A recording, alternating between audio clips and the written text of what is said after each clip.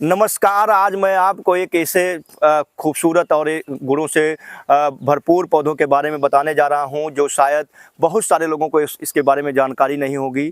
मैं इस समय बस्ती जनपद के सिद्धयोनी के जंगलों में हूं। यह सिद्धयोनी का जंगल सल्टुआ विकासखंड के हरदिया ग्राम पंचायत से सटा हुआ है और यह जंगल बहुत सारे औषधीय पौधों को और विलुप्त प्राय पौधों को समेटे हुए है, संरक्षित किए हुए है।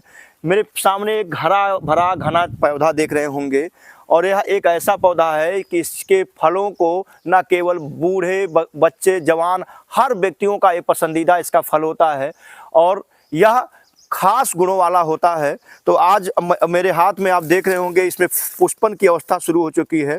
आपको मैं बताऊंगा इस पौधे का नाम क्या है और इसकी क्या खासियत है।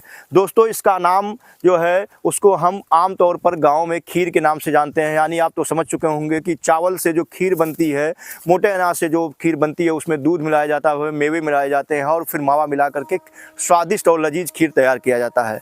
तो यह भी एक खीर का पौधा है और उसमें वह जो चावल और दूध से बनने वाली खीर है उससे ज़्यादा यह लजीज इसके फल होते हैं।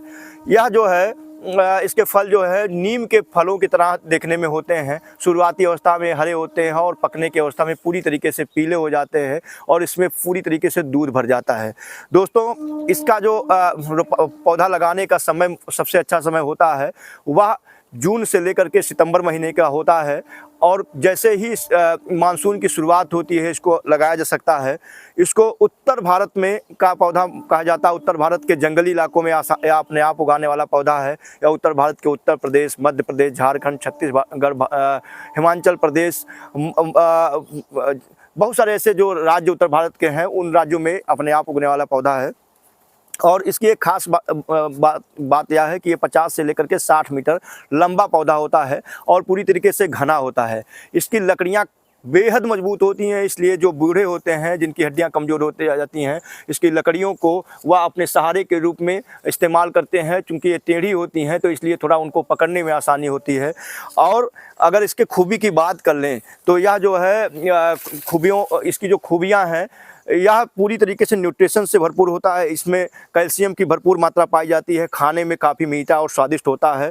और जैसे ही सितंबर का महीना लगता है, जिसमें जैसा मैंने आपको दिखाया कि इसमें फूल आने शुरू हो चुके हैं, तो सितंबर महीने में इसके फूल आने शुरू हो जाते हैं। सितंबर, अक्टूबर, नवंबर यानी 3 महीनों में इसमें फूल आने की प्रक्रिया शुरू होती है और उसके बाद दिसंबर महीने से इसमें फल आना शुरू हो जाता है। और ये जो फल हैं यह लगभग 3 महीने इसको परिपक्व होने में लगते हैं और अप्रैल महीने से इसके फल पकने शुरू हो जाते हैं। अप्रैल से लेकर के मई तक इसके फल पकते हैं और इसमें फल पकने के बाद दूध से भर जाते हैं। जब इस पर बारिश की बूंदें पड़ती हैं तो इसके फलों में कीड़े पड़ जाते हैं, इसलिए जो इसका फल खाने का सबसे मुफीद समय होता है वह अप्रैल से मई का समय होता है। इसमें कैल्शियम, फास्फोरस सहित जो सूक्ष्म पोषक तत्व, जिन पोषक तत्वों की हमारे शरीर को ज़रूरत होती है, वो सारे सूक्ष्म पोषक तत्व पाए जाते हैं। तो अगर खीर या खिरनी के बारे में आप जानना चाहते हैं तो निश्चित तौर पर यह आपके लिए एक सबसे बेहद और मुफीद पौधा है। आप इसको पौधा नहीं मिलता है तो आप इसमें जब बीज आता है अप्रैल मई में आकर के इसके बीज को कलेक्ट करें।